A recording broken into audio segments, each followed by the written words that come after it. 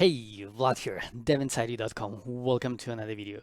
In the previous couple of videos, we talked about Git and GitHub, installed Git on several operating systems, and walked through the most basic Git workflow. Our approach has been pretty shallow so far, so you might have a lot of questions, especially related to branches. No worries, the time has finally come to look under the hood. This is going to be the most important video in the entire series. This is the one where everything should click. If it doesn't, give it some time and consider rewatching. With that out of the way, let's get right to it. Oh, and I'm wearing a fancy glove, so we're drawing pretty pictures today. Well, hopefully pretty.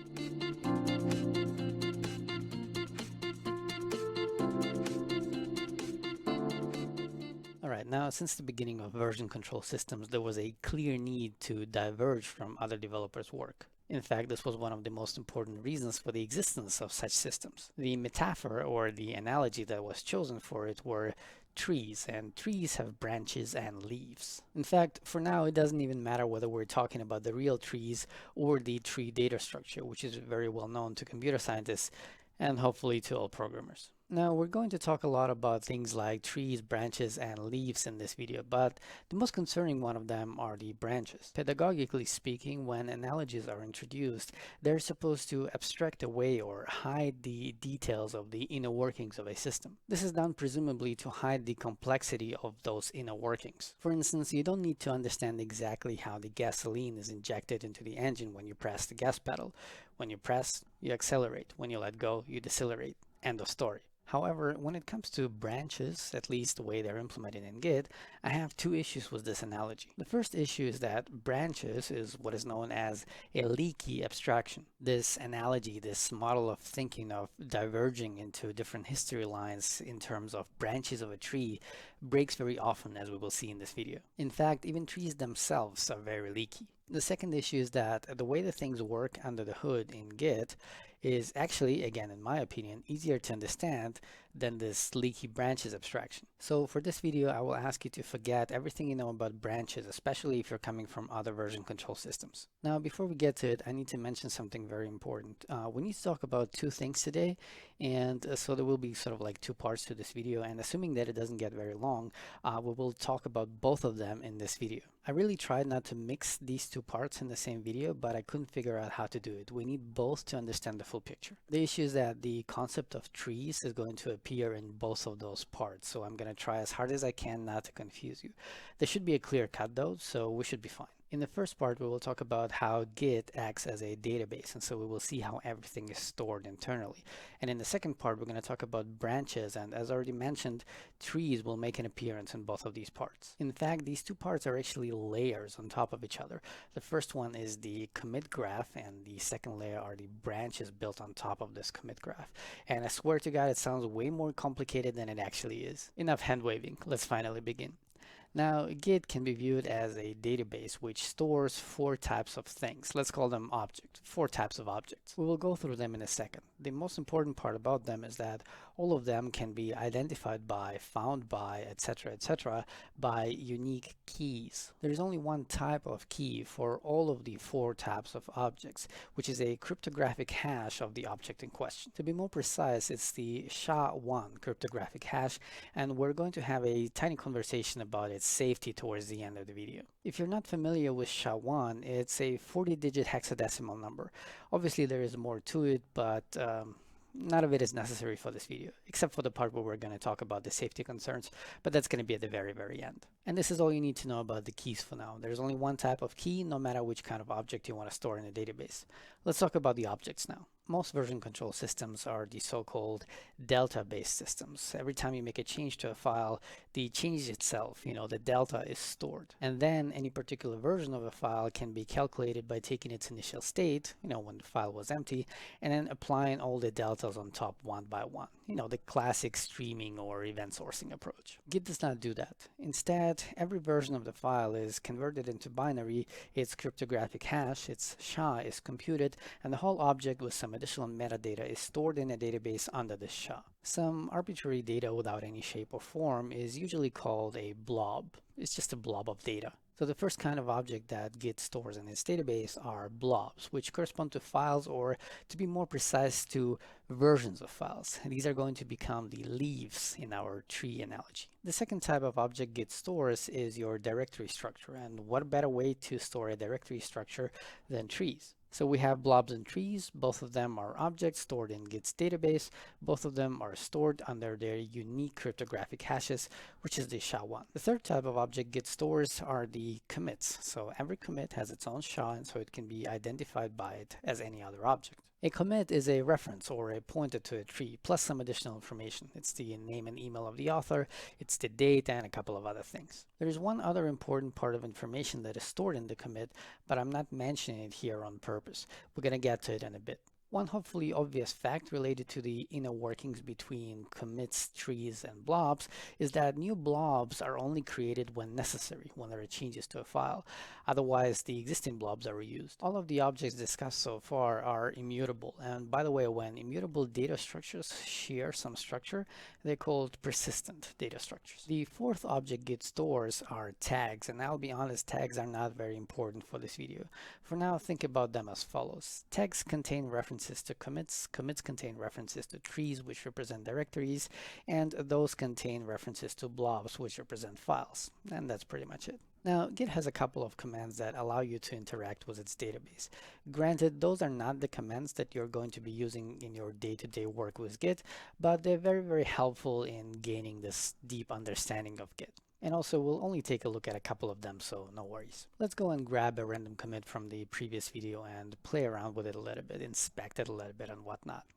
Okay, so we're in the directory with our repository, and I'm going to do git log, and I'm going to do pretty equals 1 line. Okay, we're seeing a bunch of them. I'm actually going to reduce the font a little bit so that everything fits into one line. So as you can see, these are those cryptographic hashes. They're like 40 digits long. We have a couple of things over here that we're going to talk about, and then we're seeing these summaries. Let me increase the font again. Okay, so let's grab like a random commit, like for example, this one over here. So you can double click on it and then Control-Shift-C and Control-Shift-V would paste it. However, I want to show you that Git actually, so they're unique enough that you actually don't need the full length. So for example, if we do git show, if we don't specify anything, it's going to show the last one, which is this one. But if we actually do specify something, then it will show us exactly that object that we're looking at. Okay, so git show you any object, not just the commits. Okay, so I believe the minimal of characters that we're going to need is going to be 4. So we're going to play with this one. So for example, if I do git show 5, it's going to bark at me. And if I do 5a still, and 5a3 still, and 5a32, this should be enough. And as you can see, this is exactly this one, the very long one.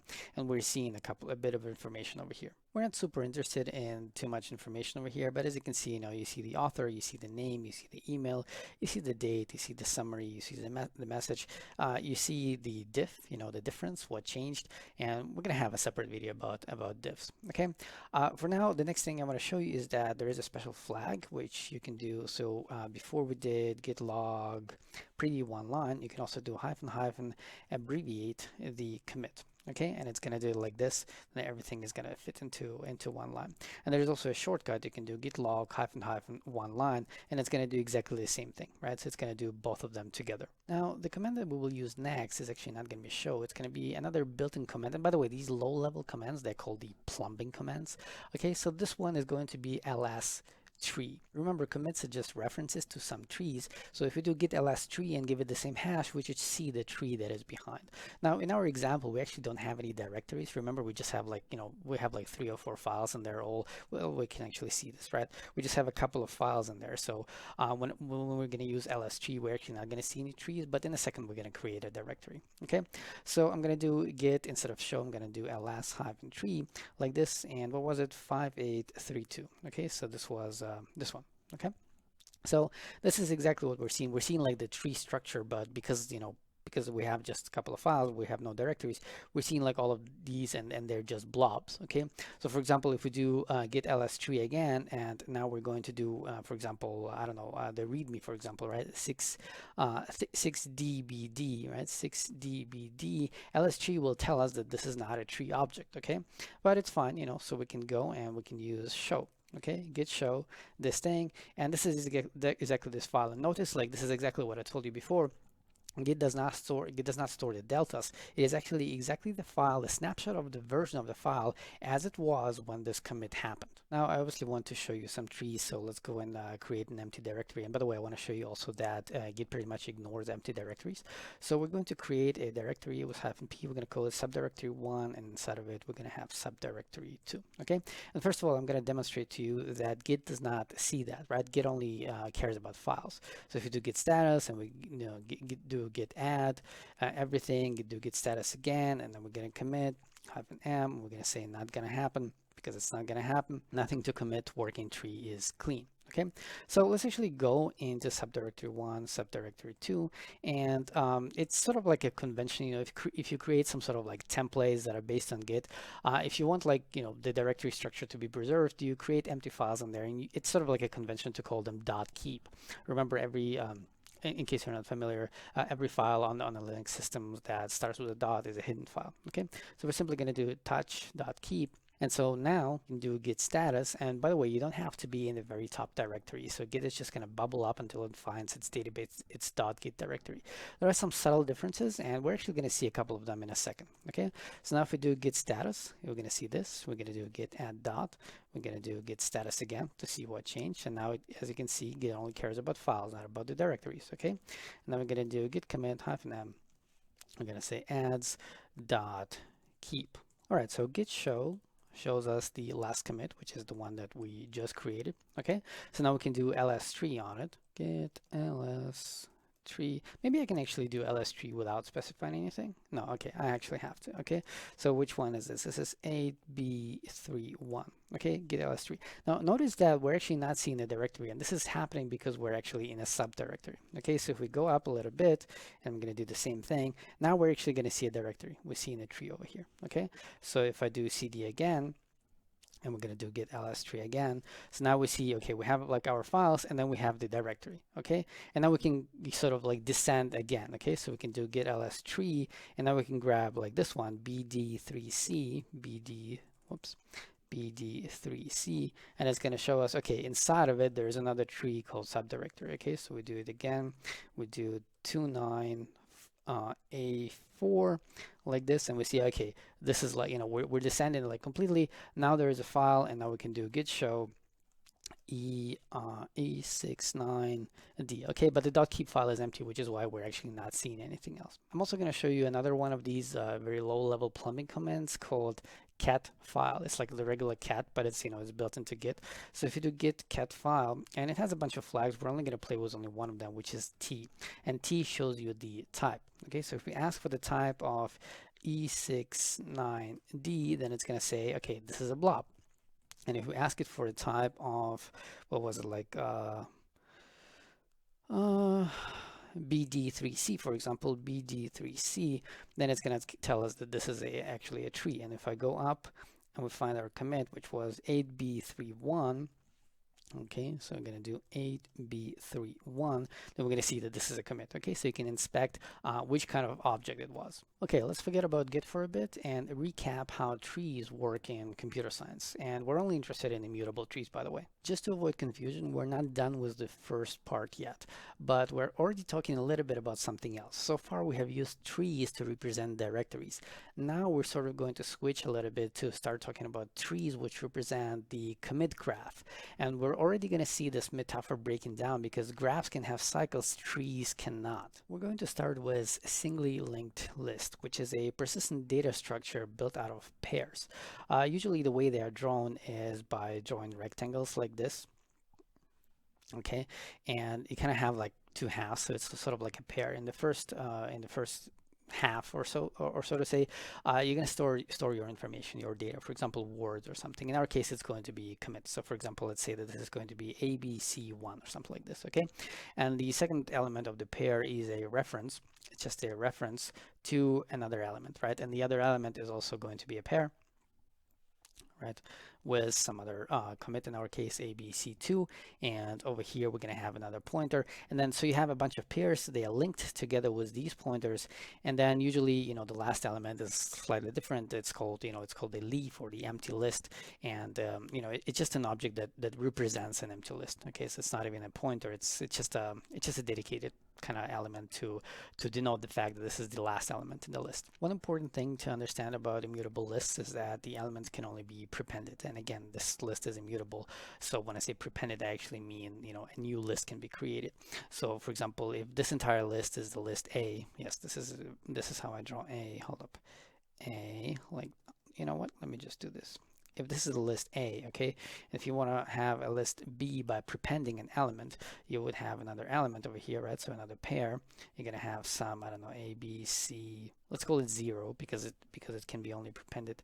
And then you're going to have this guy, okay, and it's simply going to point to this pair. Okay, so now you can have two lists, but as you can see, it's a persistent data structure, so the elements are shared, so some structure is shared, so there's no copying going on. Okay, as long as you prepend, because appending sort of doesn't exist, because appending means rebuilding an entirely new list. Because if you wanted to append something to here, this guy cannot store anything. If you wanted to append like something to here, you would need to change this pointer, but you cannot change a pointer because everything is immutable. And by the way, in this video, I'm going to use the words pointer and reference interchangeably. It's actually a funny story. In the first semester, I learned C, which had pointers that would point directly to memory. And in the second semester, we learned about Java, which did not have access to the real memory. And so the pointers in there were called references. I guess somebody thought that it would be a good idea to avoid some confusion between pointers and references, but in my opinion, it actually created more confusion. Back to lists. Now, lists are also a degenerate version of trees, and for simplicity's sake, we're only talking about binary trees today. Okay, so I'm going to erase this stuff so that we go back to the original list. Okay, so for a binary trees, the only difference is that it's not pairs anymore, it's triplets. Okay, so you kind of have like a third thing which can be a pointer to some other element, and so you kind of like create your own branches. Okay, so in our case, we store whatever ABC3, and then you're gonna have another pointer, and this one maybe points to like the another last element, which is the leaf. Maybe this one does not. Maybe this one like has another pair, or it's not a pair, it's a triplet now, right, with some information, and then another pointer to like the left element, and maybe the left element is also like empty, and then the right element is also empty, right? Okay, so you kind of like grow your trees like this. And this is how Git and most version control systems store their commit, was a very, very important difference. If you think about it, prepending commits doesn't really make sense. Appending commits make sense, right? Because the history goes, from left to right, right? It always goes forward. And so anytime you're seeing any sort of Git tutorial or any other version control system tutorial, all of the trees that they're using there, they're built in reverse. In fact, I remember in the algorithms and data structure lecture, I asked my professor why are we building those lists sort of backwards, like why are we always prepending things? And the answer is that in Lisp, which is a language that which name stands for list processing, it's syntactically makes it easier to construct these pairs like sort of backwards. For example, with a list of with the information of 1, 2, 3, you would write something like cons, which is the operator that constructs the pair. And it constructs the pair with a 1, and then with the object, with the object which is like the end of the list. Okay, so this is going to be a pair of 1 and another object of which is again a pair of 2 and another object which is going to be a cons 3, and the last one is going to be nil. Nil is like these leaves. Okay, so because syntactically speaking, like this is easier to construct, this is why we always like build lists sort of like in reverse. Okay, so we're gonna make two changes from now. First of all, we're going to use simply circles. Like instead of like drawing like this 1, 2, 3 thing, this is going to be simply a circle. Okay, and the second thing that we're gonna do is that all the pointers, all of the references, they're gonna go backwards. So let's switch gears to Git for a bit. In the beginning, there's going to be some weird initial state that we're not gonna talk about much. Okay, then we're gonna have the first commit. It's gonna be like ABC. 1, and we're simply going to draw it as a circle, and it's going to have a reference that goes back. Okay, so before we had like the references going forward, now we're going to have a references going back. These are the so-called parent references, and usually like 99.999% of them are pointers to other commits, and so these are called parent commits. So you're gonna have like one here, and then you're gonna have like ABC2, okay, and then it's gonna look like this, right? And this is the time. Okay, and by the way, when we're gonna play with git log, git logs are usually displayed in such a way that the time goes up. Whoa, this was supposed to be up. This was supposed to be like this. So you're gonna see like the latest commit over here, then the one before over here, and then the very first one is gonna be over here. Okay, let me remove all of this. One important thing to understand is that when we're gonna have like branches and then merges, right? Let me create one more, ABC3 over here, right? So if we create another commit over here, which is gonna be like ABC4 or whatever, okay, right? Then this one will go over here. Okay, and at some point, we're gonna have, maybe one more over here, ABC5. Okay, at some point we're gonna end up with a commit that is going to have two parents. Okay, like this. And this is how Git knows that this is a merge commit. And it's a very important thing to understand. It's going to become more and more important as we progress with the video, that we haven't even talked about branches yet, but Git can already figure out just by looking at the commit and by knowing that it has two parents, it knows that a merge happened. So if you do git log and you pass in the -- graph parameter, it knows how to draw this graph even if you delete all of the branches. And we're going to get to that. What does it mean to delete branches and so on. Also, we're seeing again that this, this metaphor of trees and branches is breaking over here, right? We have a cycle. Trees cannot have cycles, so this becomes a graph, and graphs don't have leaves. They don't have branches. Graphs only have nodes and edges and so on. Okay, we're going to see this more and more often, how this metaphor breaks, especially when we're going to talk about what it means to delete a branch. All right, now we're pretty much done with the first part of the video, and I wanted to explain the way that the Git's database works for two reasons. First of all, I wanted you to start feeling comfortable about what is happening behind the scenes, and the second one is going to become a bit more, it's going to become a bit more clear towards the end of the video. We're going to talk about branches, and the thing is that whenever you switch commits, when you say checkout and you go to this branch, or you say checkout and you go to this commit, or you say checkout and you go to this tag, what is happening behind the scenes is that everything that is in your working directory, except for the .git directory, which is Git's database, it will be destroyed by Git, and it will look into its database. It will look at the state of your working directory, which is called working copy in Git's terms, and we'll just go and look in its database. It will take all of the information from there, the entire snapshot, and override your working copy. So this is the second reason why I explained to you how it stores stuff in its local database. And by the way, there are some guards in place to prevent you from shooting yourself in the foot, so relax, you're not completely on your own. Now we finally have everything we need to start talking about branches without talking about branches. Now, Linus Torvalds is one of those big old C hackers, and C has this thing called the pointer arithmetic, which beginners hate, but honestly, probably because syntactically speaking, it's kind of hard to grasp. But semantically speaking, it's a very simple idea. If you want to store a couple of elements instead of, in a row, instead of using an array, because you know how big your type is, you know exactly where it is in memory.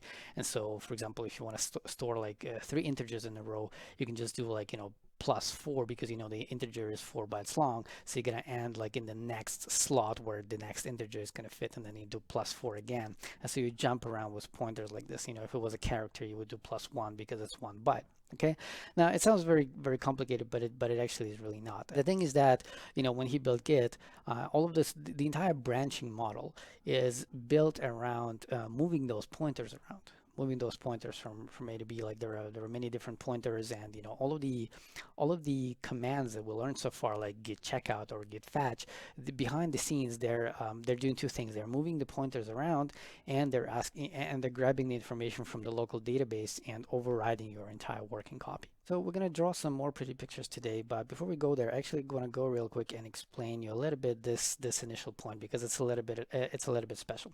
Remember I told you that when you create a repository, Git doesn't have a concept of default branches, but it still needs to create some branch. Okay, so if you go over here, and we're just going to go up like this, okay, and over here I have only this one one directory. So I'm going to create another one. I'm going to call it example, and we're going to go in there.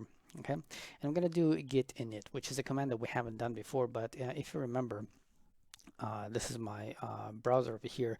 So if we have, so this is the second repository, and this was the first one, the one that we haven't played with.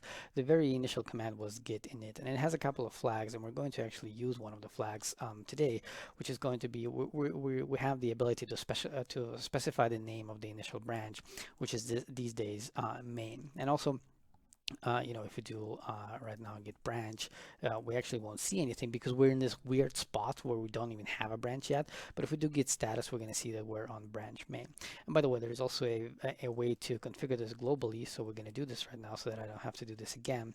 We're going to do global, come on, global like this, and we're going to do init default branch, and we're going to say main. Okay, so now if we look into our git config, we're going to see that the default branch is going to be main from now on. So, okay, so from now on, every time we do git init, it is going to create the main branch. Okay, now I'm simply showing you this because like this initial state of the repository is a little bit weird. For example, we already know how to create new branches, even though we don't really know what branches are. I already showed you how to create new branches, right? You just do git branch, another one. But because we're in this weird initial state, we're actually getting this weird message. We're seeing, that we're seeing, not a valid object main. And if we do, git branch, we're seeing something weird, which is exactly why, when I started drawing it, I was drawing it like as this weird dot, right? So this is very common for programming. The edges, on the edges of your program, they're always a bit special, which is why, also when you write your tests, you usually have like one test for the happy pass and then a bunch of tests that are testing all of these edge cases. Okay, so let me go and clear this over here, clear canvas.